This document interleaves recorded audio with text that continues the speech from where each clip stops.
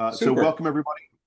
Thanks for being here. My name is Rich Dione. I'm the co-director of the Fusion Studio for Entertainment and Engineering here at Purdue. We are here in the John Martinson Entertainment and Engineering Labs. With me to my right is my colleague. I'm Mercer Applin, audio specialist here at the Fusion Studio for Entertainment and Engineering. And today we've got a fantastic guest. I say that every time. They're always fantastic guests. We wouldn't bring in not fantastic people for you. I'll do a little introduction. I think some of this we may have to update as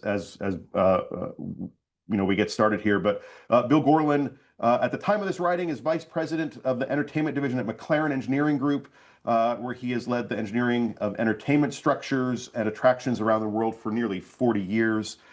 He's a licensed professional engineer in 26 states and has been recognized with top honors in his field, including the 2024 Backstage Legend and Master Award and the 2018 Engineer of the Year Award from the New York State Society of Professional Engineers. And McLaren just had was part of a merger of some kind, right, Bill? So we'll have you correct that a bit. But Bill, we're excited to have you here. We're going to talk a little bit about Bill's career, about some of the projects he's done. As always, if you have questions as we're progressing, throw them up in the Q&A or in the chat if that's easier, and we'll find an opportunity to interject them in the conversation. And hopefully there'll be some time at the end for more questions more broadly at that point. So Bill, welcome. Thanks for being here. We'll let you fix my introduction about McLaren and tell us that bit, and then we'll dig right in. I can do that. Okay, well, it's wonderful to be here with you, and I'm looking forward sometime in the future to be in the same room as you, which was always enjoyable. Just to tweak a little bit, I've been with McLaren for 26 years. Before that, I had other work that was predominantly in the entertainment industry.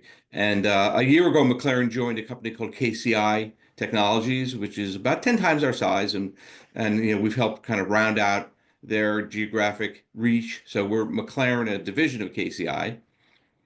And I've been in the industry for 39 years and some months, so somewhere, almost 40.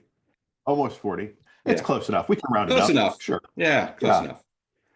So, one of the things that we were talking about offline before we welcomed everybody in is that career paths are convoluted, right? And I've been meeting with a lot of prospective students. It's that time of year again, and parents and students want to hear, like, I do this, and then I do this, and then I do this, and then I get the job, and it's a clear set of paths. Yep. And I would just be curious, could you give us a little bit about your path?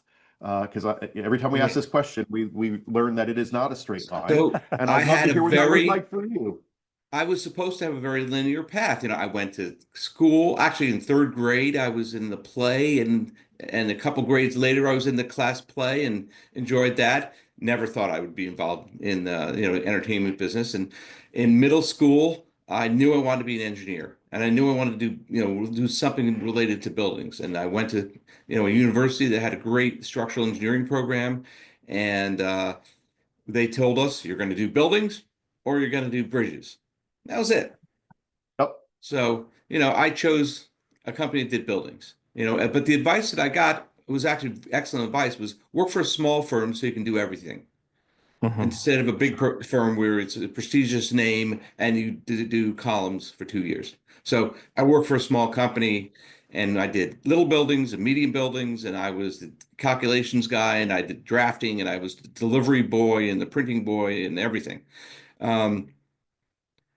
But we had a client walk in the door who happened to own a scenic studio nearby, wanted a local engineer. My boss pointed at me and said, Bill, you like weird stuff, why don't you just work with these folks? So I did. And I immediately just caught the bug, and I really enjoyed the work I did with them. And I didn't know anything about theater, technical theater at all. And so they taught me.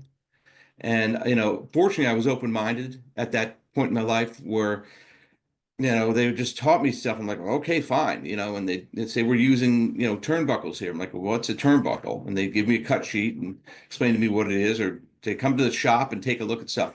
So I stumbled into it and developed a great relationship with these folks, and just, kind of expanded my interest beyond buildings. Although the building foundation was very, very important to my career. It's still important to today, in understanding the knowledge to understand what buildings are all about.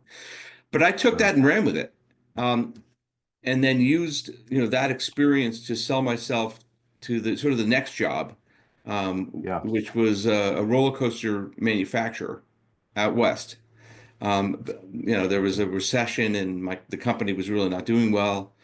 I was looking for opportunities to leverage my special experience, and then I built Right. upon that. And so, I didn't plan to go into entertainment, but I was open-minded to recognize an opportunity when it presented itself. And I didn't look at it and say, oh, this is a great chance to get into entertainment. It was rather, oh, this is cool stuff. Let me just see where, just do it. And as I was Yeah. doing it, I met people, experienced it, and I just sort of organically became part of the industry just by diving into it as a naive, young person. So, I mean, Sure. there's situations that come that you don't expect, and it's what you do with them. I mean, when I was at the roller coaster company, we imploded. I mean, the company fell apart Oh, really quickly, and I was laid off in round 5. Oh my goodness, it's wow. like a terrible thing to happen. How can this happen to me? Blah, blah, blah, blah, blah. And what ends up happening is you find a way out of that. And Sure. I think and ultimately proved to be valuable to me to have to struggle with my ego and struggle with what am I going Yeah. to do next and reach out to Yep. a variety of different people. And, interestingly, all the people who got laid off were all talented people who found their way. And you Sure. pass names around and connect dots with other people and help, someone gets hired, someone like, oh, I know 5 people who are great, who would be terrific Right. here. And Yeah. they all kind of make it work with the people that you've learned to depend on in the prior job, and you build upon that. And that's been something that I've really taken to heart, and it's helped my career is dealing with that adversity and kind of finding the next thing. Sure. Yeah. Bill, going back to that transition from engineering on the architectural side to engineering on the theatrical side, what were the Hmm. biggest differences or kind of the biggest surprises as you made that transition? So I think that one of the big surprises, actually the most wonderful surprise, which I still enjoy today, is the bond with the technical theater folks. You know, Mhm. Mm. in the construction world, it's just, there's layers and between these different groups. My boss said to me, go to the construction site, talk to nobody except the super. When you're done, leave and get the heck out of there. We want no liability. I thought that was the stupidest thing in the world. So I would talk to the laborers who were not going to tell on me to my boss, and I learned a lot from the laborers. Um, Mhm. they were not accustomed to interfacing with an engineer. They were, wonderful people, but it wasn't part of their culture. When I got to the theater, everybody talks to everybody, everybody interacts with everybody. So, Right. they called me up and said, can you come to the shop? We can't explain it. Just come see it. And the iron workers were there, the carpenters were there, and they all just pitched in together. And so I was learning from everybody Mhm. and it was an experience, a really wonderful experience to see how much I can learn from each different person. So I knew very little about everything in theater. So they taught me. Um, and some of the lessons were humbling, and some of the lessons were even more humbling, and some of them were potentially catastrophic, but we found a way to deal with it. And over time, we kind of learned those lessons. But Mhm. the learning experience for me was that to do engineering properly is not just math and physics, Right. not just code requirements. If something's in the code, well, why is it in the code? And in what Yeah. context is it codified? And how do we understand the intent of that and apply it to an application that might not be in the code? Um, and as it turns out, the human factor is a huge part of good quality design and construction. And more and more that it proves to be even more vital that that human factor is is taken the is considered in the design in what we do. So those are the pleasant things that I experience, and awareness of what factors make a given project successful. And if for a theatrical production, you know does it fit? Does it look right from the audience perspective? Is it interface well with the audience, with the actors? Can you get it on and off for scene change? If it's a tour, can you tour with this? Can you get it on and Sure. off a truck? Yep. There's can you illuminate something? How does this work with audio? I mean, all those factors can make or break a show, And so Yeah. the engineering is there to support all that. And Right. you know, Sure. it's not just how big is the column or, you know, how many I-beams do I need to put in? You know. Right. So I saw, I think, a note that somebody's put their hand up, Molly, I think. If you have a question, go ahead and put it in the chat or in the Q&A, and we'll try to elevate it up to Bill to ask. So um, uh, looks like Molly's working on that. So as soon as we see that, Molly, Good. we'll ask for you. Um, uh, uh, while we're waiting for that, there's one really important question that I want to go back to. Do you remember what the show was in third grade? The me nobody knows. Oh, Oh, okay. Do you remember what role you had? Yes, I was a character called William. It's kind of Okay, ironic. And there were two perfect. kids from every group. We had an elementary school who went to eighth grade, and there were two kids in every grade who made it. And I sang a song. My sister was in, she sang a song. But the cool thing for us was we had a drama student from the SUNY Purchase, and it was the school had opened up, maybe 5 years before that. And the drama Sure, student came over and really helped worked with us, actually took us to SUNY for one or two sessions to learn, various things in acting. It was really kind of a cool experience. So, it didn't get me excited to become an actor or a singer or anything, but it definitely gave me a good root of, wow, theater is cool. It's a good sure. culture. Yeah, yeah. Well, clearly it stuck with you. Yeah. You remember the show and the role. Um, I feel bad. Molly hit the button by accident, and now I've called her out 3 times for that. So forgive me, Molly, but you're welcome to ask questions if you have any. Anonymous has asked, what are some projects you're currently working on? So let's just dig right into that. Are there a couple of projects that you're allowed to talk about that you can share with Boy, us? that I'm allowed to talk about. That's always a challenge. Right? Um, we're or working, well, I don't know if perhaps I can are there mention. any specific engineering challenges not tied to a specific project that you can tell us Well, about? we're working on a tour for a big, international star. And the tour started in the United States and then went to Central America and then South America. And one of our favorite Purdue graduates is heavily involved on that project. And Okay. this was interesting because it had to deal with a failure that occurred at one of the sites here in the United States. So Oh, okay. they recommended that the production engage us as sort of a third party peer reviewer. And before we could get the contract in place, they had a second failure Oh, of the same, system in the production.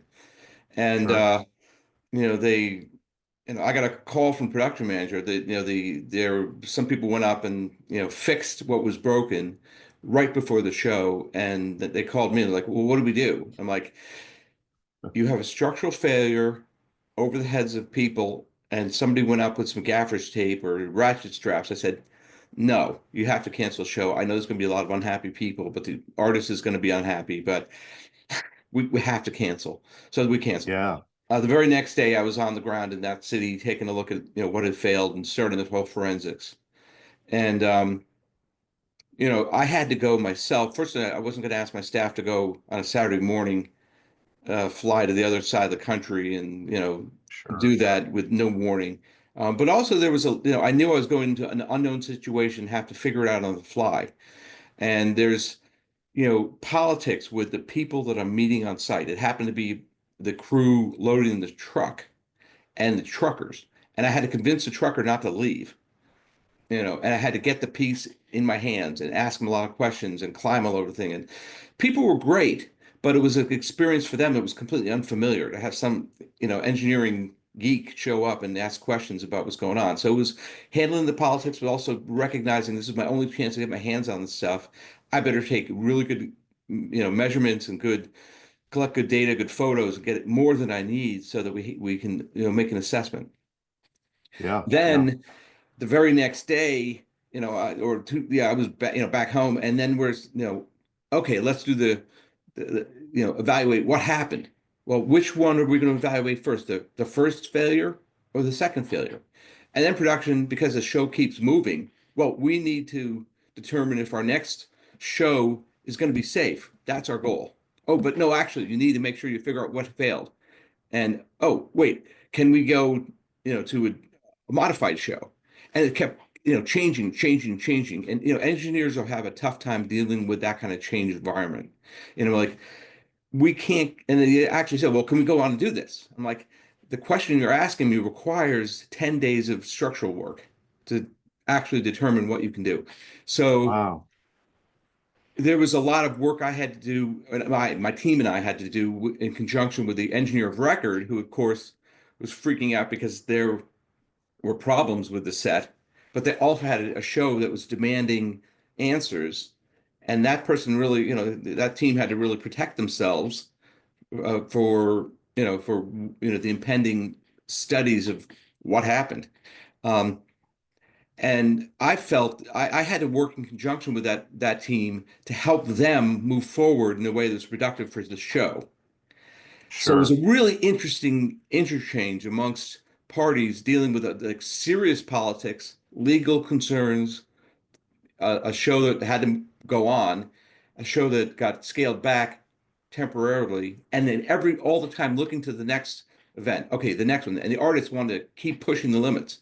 So Sure. that's been a real fascinating um, case study of how to deal with the technical, the perception, and the politics, and gathering information, and did we get the right information, the wrong information? It's been very challenging. So that's been one that fortunately we've been very straight with our client. We've sometimes told them things they don't want to hear, but that's what you need to do as a technical representative, an expert, Sure.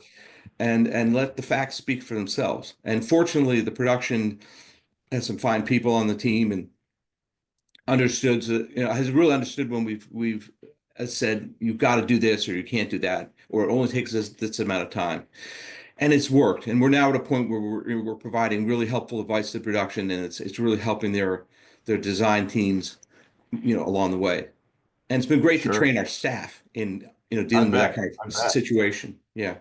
I bet. So Mason, I see your question. We're not gonna get rid of it, but I want to follow up a little bit on this. And Molly has asked a question, and it sort of connects to a follow up that I wanted to ask myself. Molly has said, "How did you develop the soft skills to effectively deal with on-set politics?" And I kind of wanted to tie that to one of the challenges that I know I have in the classroom, and I imagine that other faculty who are on the call have in the classroom. We develop these projects in classes, these sort of try to replicate real world situations in as much as possible, but it's always difficult to create a realistic sense of what it is like to work with various stakeholders who have a variety of different needs, all of whom believe their needs are the most important, right? And Hmm. that's where soft skills come into play. So I think to that question, how did you develop those soft skills, Yeah. and what are some recommendations you could provide, if there are any, to those of us who are Yeah. trying to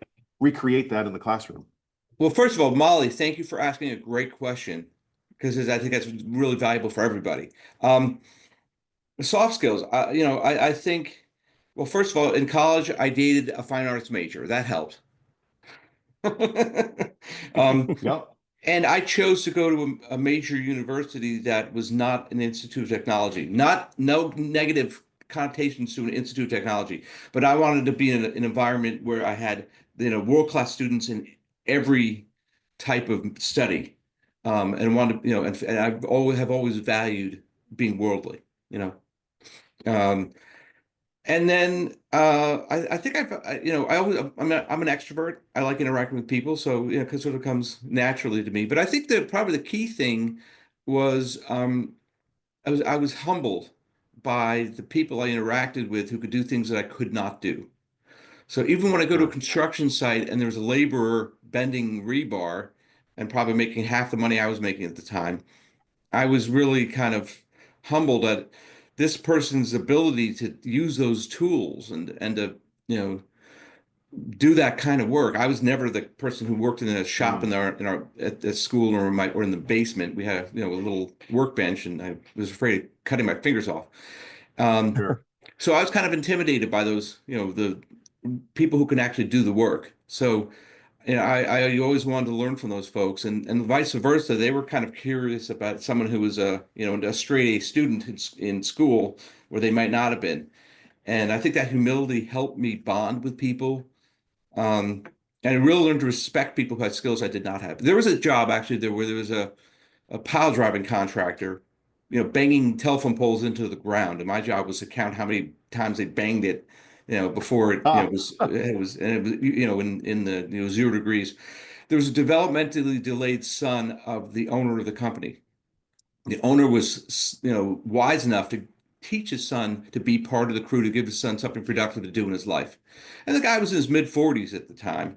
He knew so much about the environment in terms of pile driving. He knew about pile. We were banging a pile and he heard some noise. He's like, well, that's a tree root stump. We're going to break through in about 3 or 4 more hits. And he was always right. And I was ah, amazed ah, that how much wow. this guy knew. And it was just, this was his thing. And I'm like, okay, everybody can learn something and become an expert at something. And you've really got to respect them for that. And I really Yeah, admired this yeah, guy for finding his thing. You yeah, know, yeah.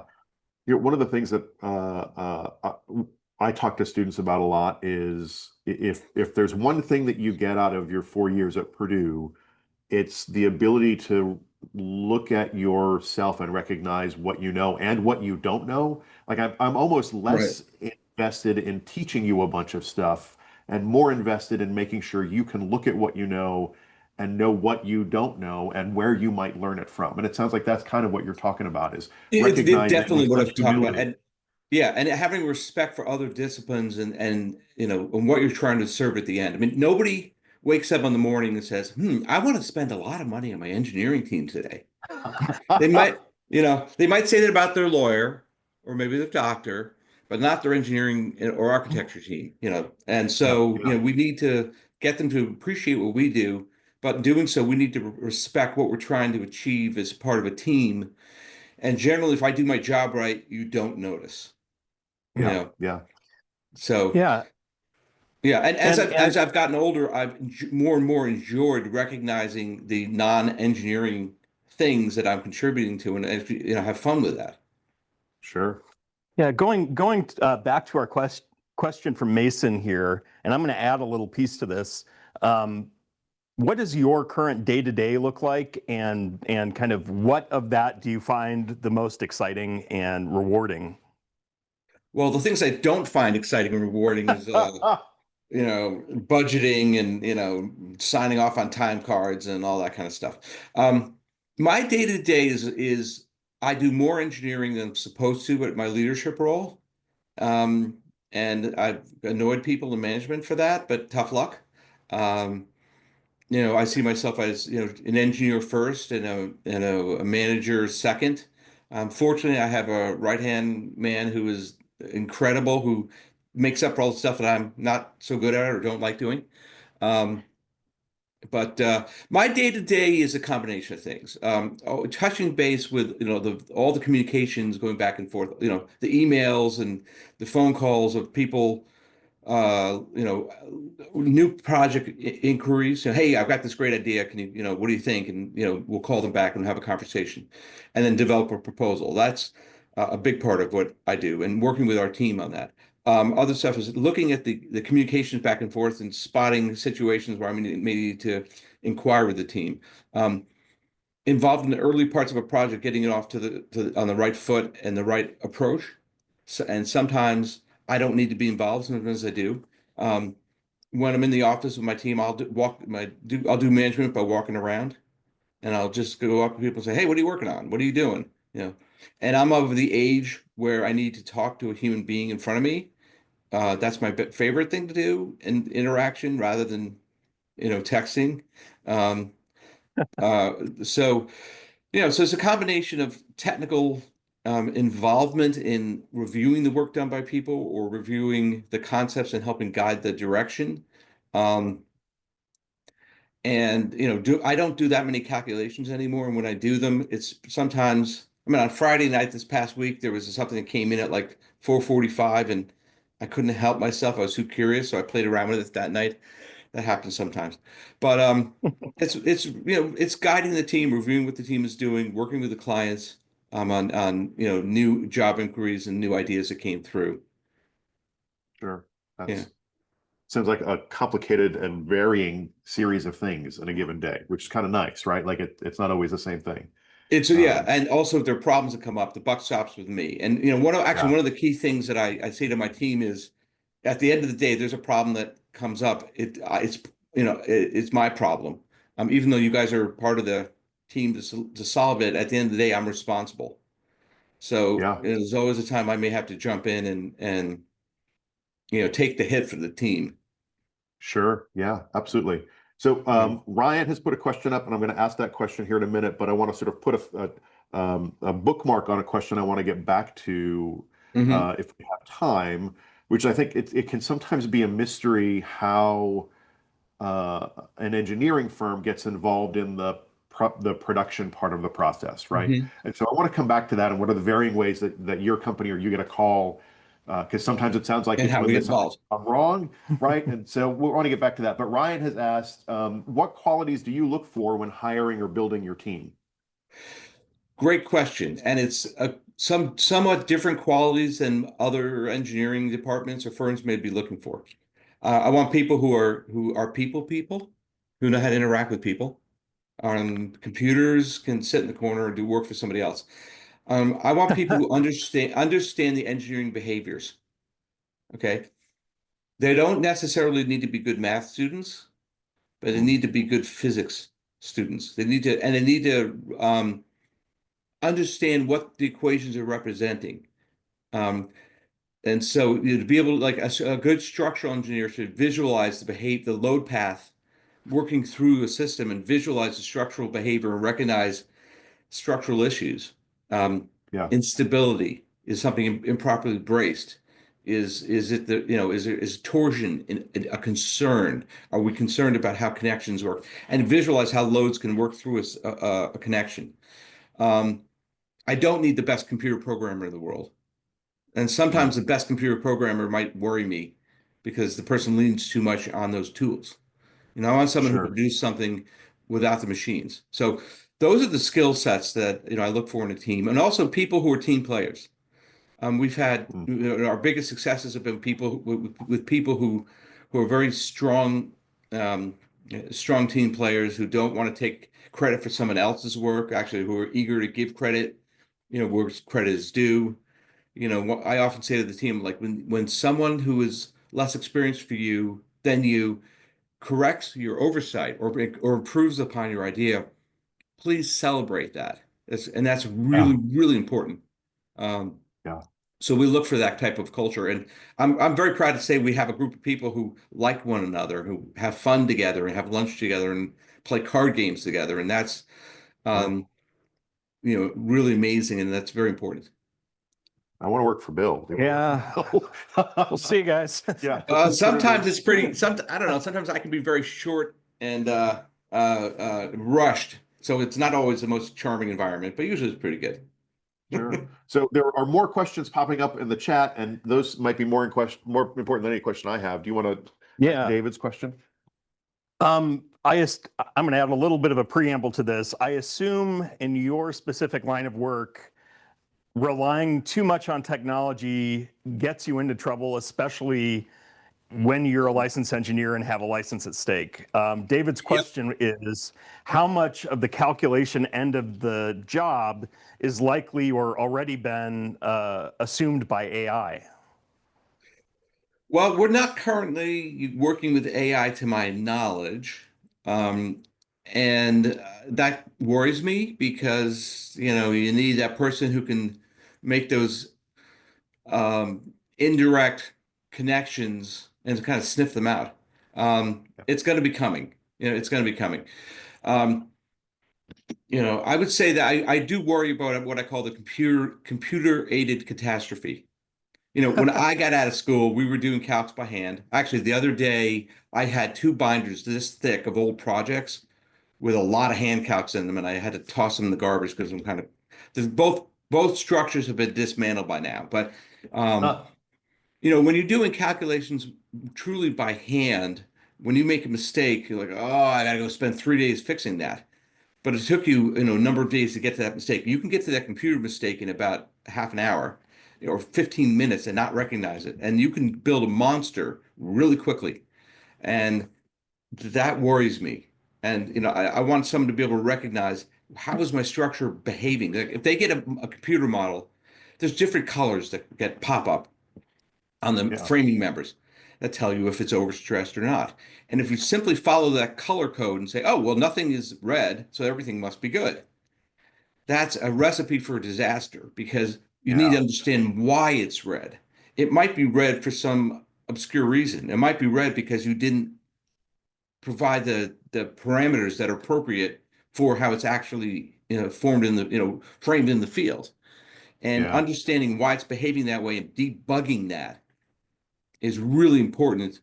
So I don't need a supercomputer modeler who can make all this incredible complex model. I need someone who understands what the model is doing and what it represents and what it doesn't represent, and how Yeah. Yeah. how far off it can be, and can, if you see a problem, don't necessarily hit the problem with the biggest hammer you can find. Sometimes it's you take a different route um, to solve the problem, and so yeah, so I definitely need, I try to encourage people to be able to solve problems by hand, to be able to understand what they're going to achieve before they dump it into the computer, because computer catastrophe is my worst nightmare, frankly.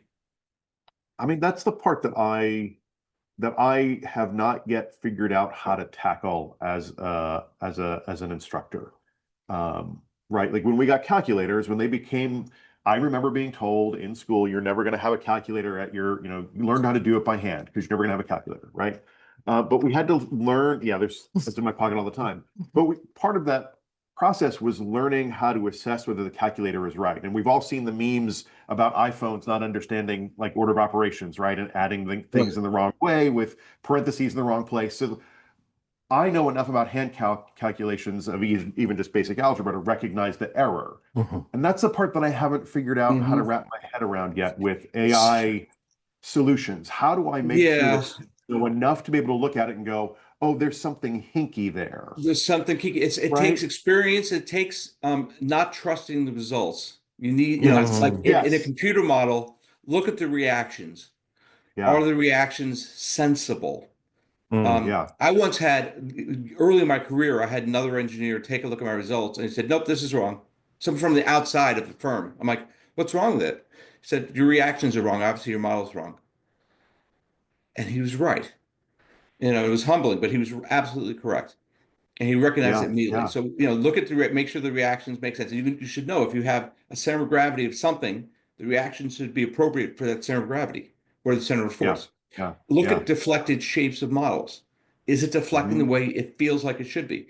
Um, Right. I tell myself, run natural frequency on something. Something should be waggling or wiggling in a way that makes sense. And if you've got a single member that's flopping around, well, maybe it's not connected properly.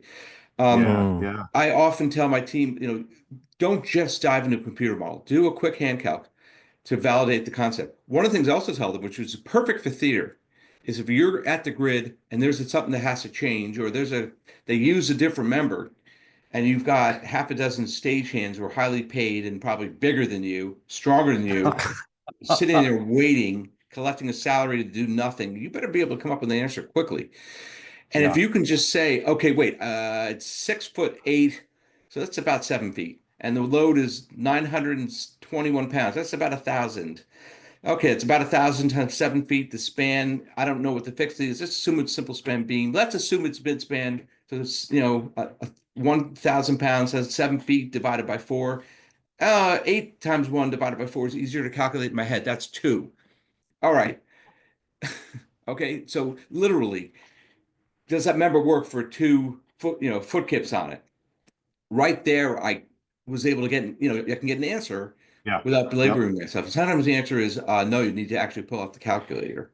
But if I can yeah. do it that quick and say, yes, you're good in a minute, that served the project better than being perfect. Mhm. Because you Sometimes understood you need, how it's all sometimes you, working. yeah, sometimes you So do need to go back to the computer, but so you need to justify having to take that time. yeah, yeah. I don't know if that really gets to your question, David. I hope it at least starts to give some thought to it. I kind of I think ramble sometimes. I apologize. no. That's I'm not saying that at all. It's just a complicated question, right? Like, Yeah. and I don't think there's an easy answer.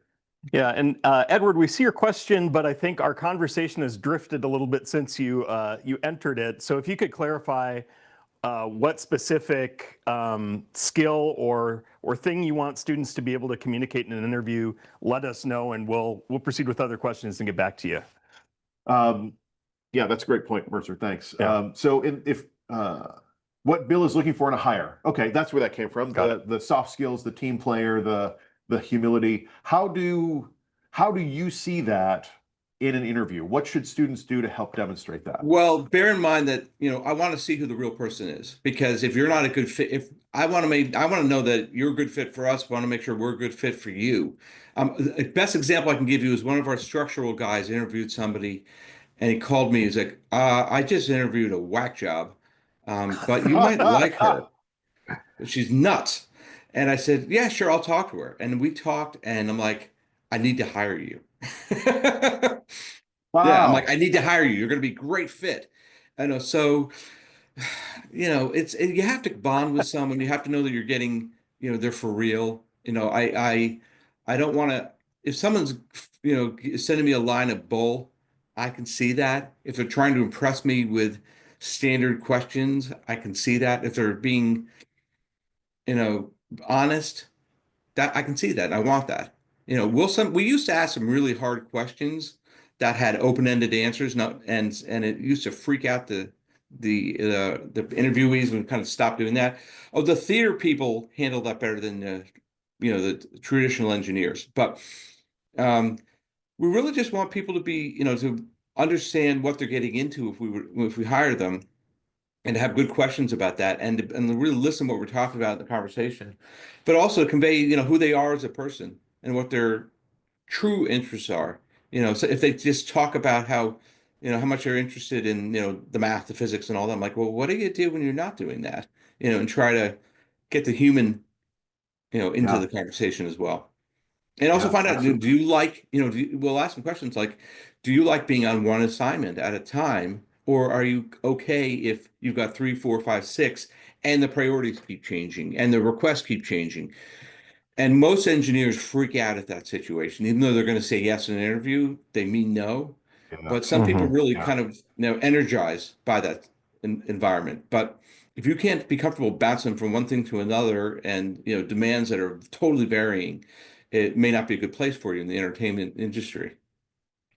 Bill, you are clearly one of the most interesting guests because there are more questions in the Q&A than we've had for what it looks like a year. Well, can I So make an offer to the people in the Q&A? If we run out of yeah, please. time, please send your questions to Rich, and then you can forward them to me. I'll give you a written answer.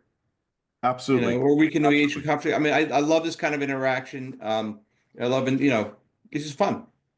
I think we'll have to have Bill back for another one of these. Yeah, 2.0. So two more questions that have come up in the Q&A.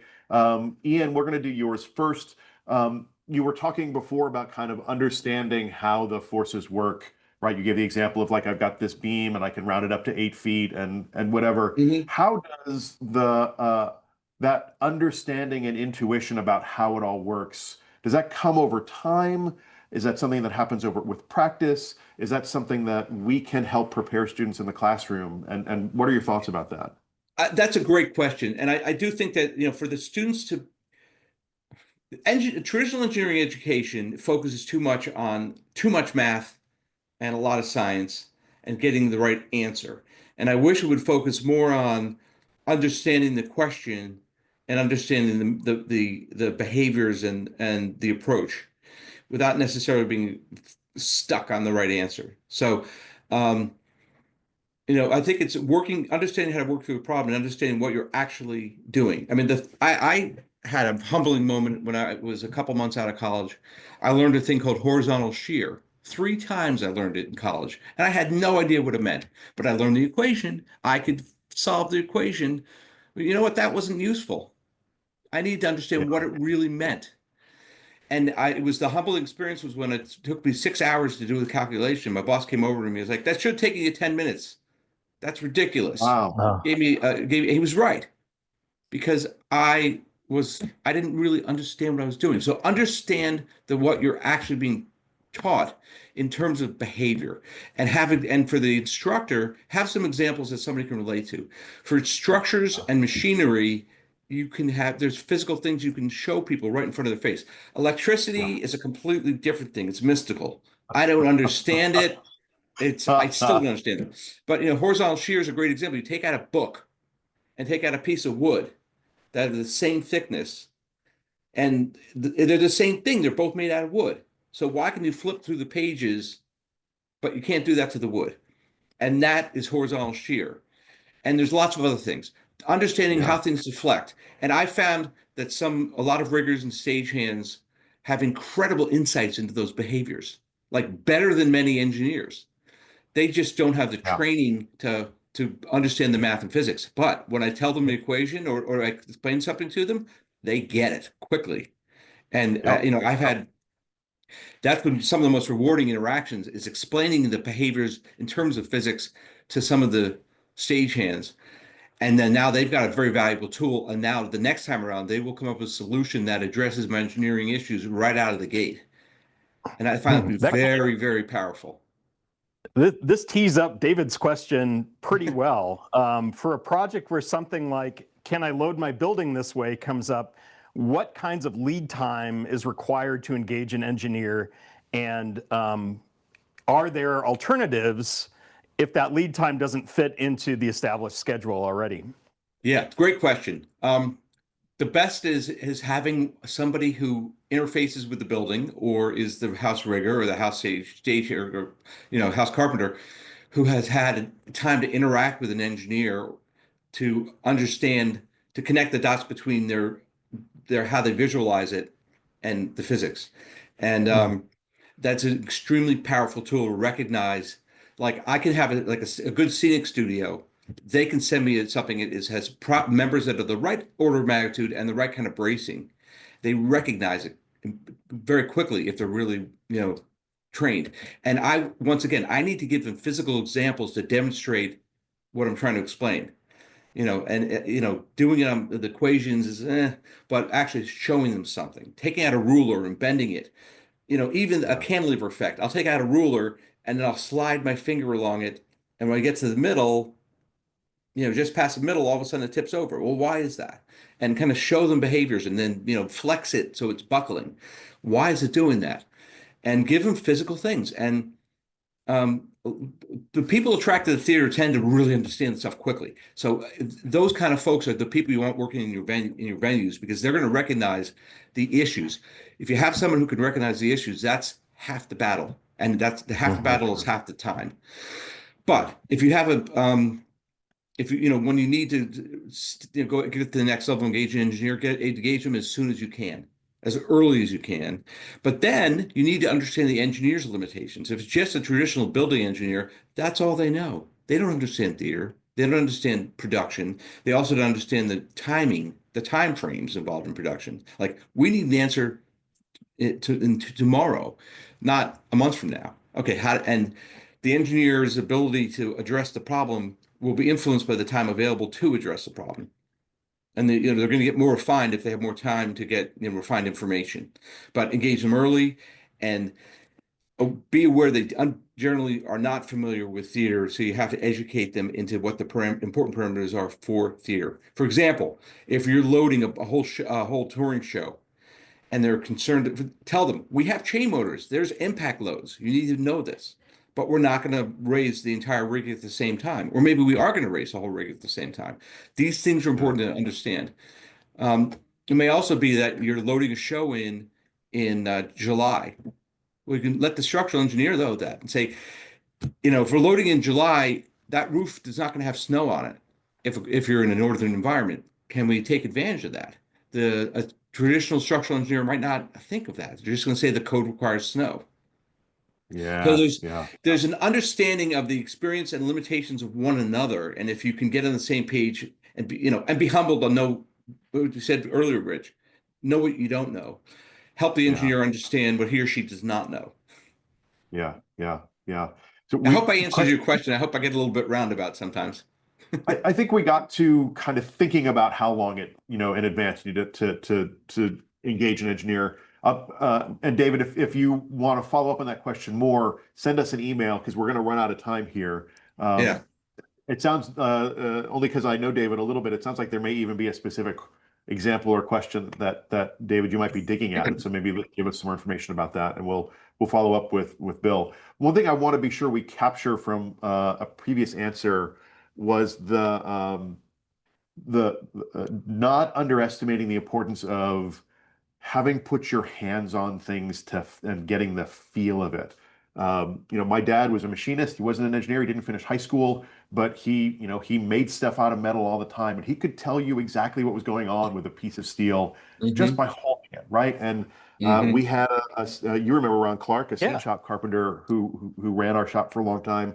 He did not have an advanced degree. He went to an undergrad program, but he knew so much about what was going to happen with a piece of wood just by having touched wood for a long time, right? And so another takeaway I think is to not underestimate the importance of getting into a space where you're making stuff, where you're seeing Right. how it reacts when you do that weld, when you drive a screw, when you run it through a saw, because that helps you connect the theoretical things to the real thing.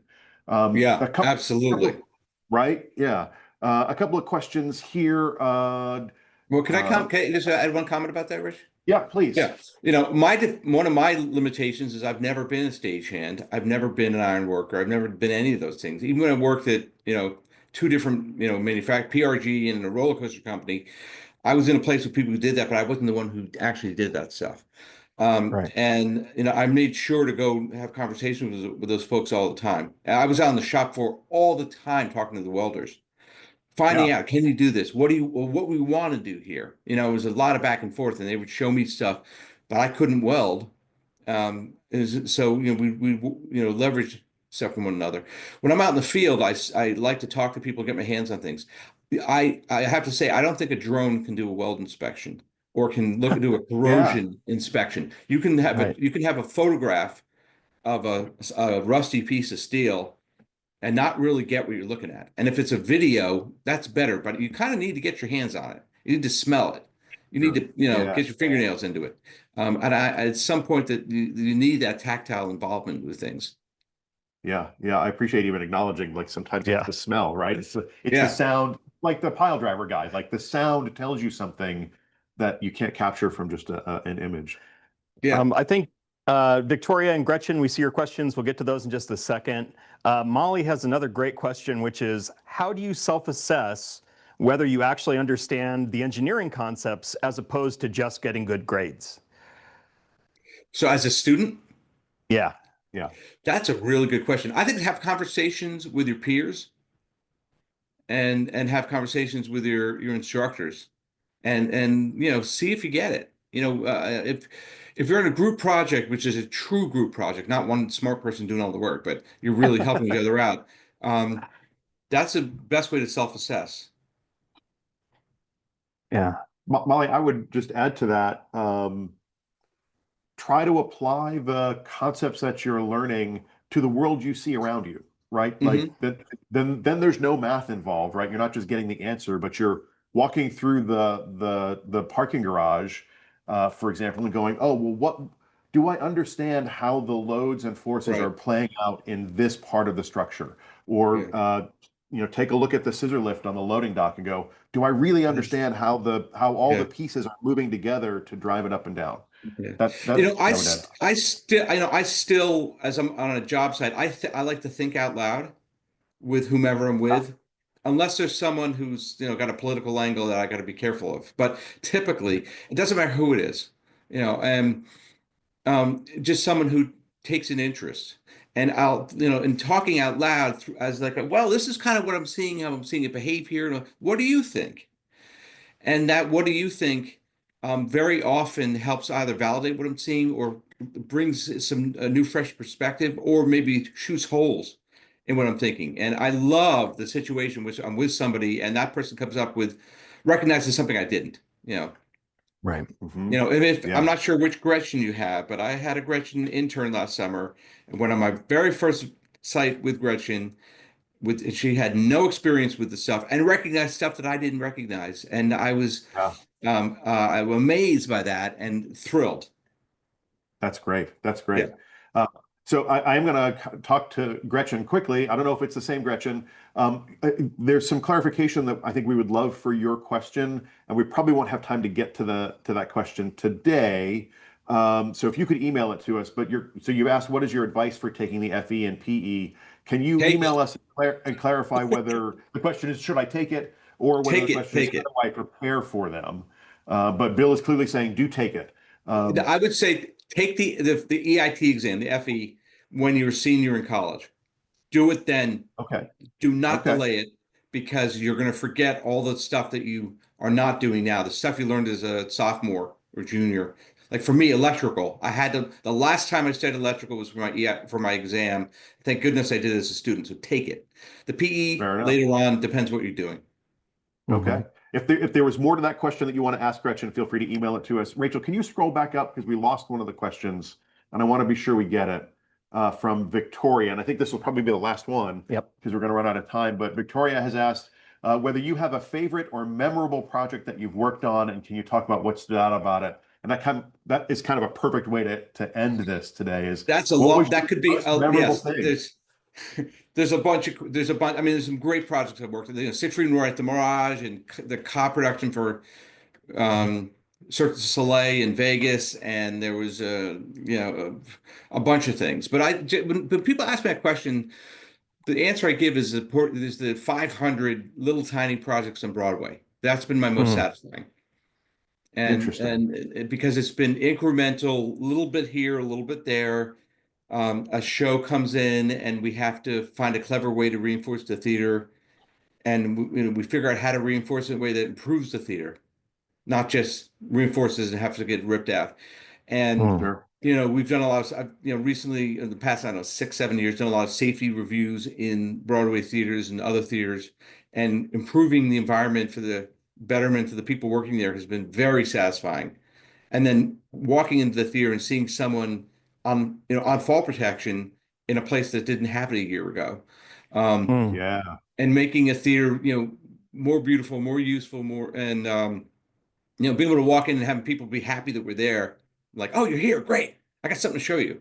So that whole portfolio of stuff is really my favorite project, even though it's hundreds and hundreds of small and medium sized projects. All the really kind of this diva, that this great performer here, or this big name show there. Those are great, but at the end of the day, at this point in my career, it's the cool experience of the project, what we accomplished. Sure. Yeah. No, I appreciate that. I have to imagine that there's got to be something amazing going into a venue and seeing people able to work in safer ways than they were before because of the engagement that you've had with them. That's kind of great. Yeah, absolutely. Or going to the grid and finding that the grid is really usable, and before Yeah. it was a mess. Yeah. That's great. Gretchen has put in the question and answer that it is indeed Gretchen from the summer, and she says hi, and she says thank you for your answer and your kind words. And thanks for your Any contributions last summer. You did a great job. Oh, look at we're bringing people together. Oh, Who knew? it's a beautiful thing. Uh, I think we're going to take this opportunity to wrap things up. Again, if you do have a more in-depth question for our friend Bill, please feel free to send us an email. The email address is fusion-studio@purdue.edu. Again, fusion-studio@purdue.edu. Over to you. Send those questions and we'll send them on. Bill, it looks like you want to say something, so go right ahead. Yeah, I want to, I'm really glad that instead of me putting together a presentation or having a really strict agenda, we just talked, and we were able to open it up to questions really early in the process, and I think that made it for a better session. Those questions were phenomenal. Yes, so thank they you, were. everybody. Very much appreciate everybody's engagement from the attendee side. It's always much more fun when we get questions from you and Mhm. can put them to the guest. If you are following along, we have another First Friday in November. I just want to share some information about that. That's November 7th. I believe the registration link will open up soon, so watch your emails, watch social media. We'll have with us Paul Bruner, who is a consultant with, I'm really bad with all of these letters in this acronym, but WJHW. I can't seem to get them straight in my head. He's a consultant with WJHW Incorporated, specializing in rigging systems design and project management, with over 20 years of experience as a technical director, educator, and leader in theater technology. He's a former head of theater technology at Indiana University. We might get struck down for saying those words out loud here at Purdue, but Indiana University, our southern state siblings. He's a past US ITT board secretary whose career spans academia and industry, with contributions to rigging standards, stage machinery, and sustainability in theater, earning him a recognition as a US ITT Fellow in 2022. I also consider him a good friend and colleague. I'm really excited to have him here with us. So please check out that. And otherwise, thank you everybody for being here. Bill, thank you for being here. This was fantastic. Thank you all. And we will see you all next time. So long, folks.